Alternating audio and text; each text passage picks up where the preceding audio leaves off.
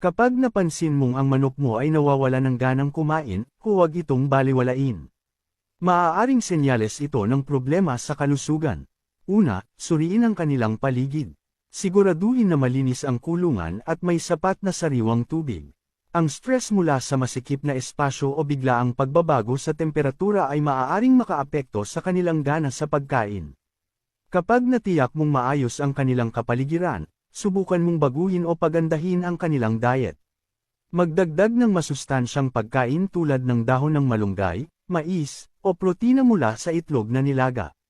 Maaari ding subukan ang fermented feeds para sa mas magandang panunaw at nutrisyon. Kapag patuloy pa rin ang kawalan ng gana sa pagkain, maaaring may impeksyon o parasitiko sa kanilang katawan. Suriin ang kanilang dumi kung may kakaibang amoy o kulay, o kung may dugo, baka kailangan na itong ipatingin sa veterinaryo. Mahalaga ang mabilis na aksyon para maiwasan ang paglala ng kondisyon.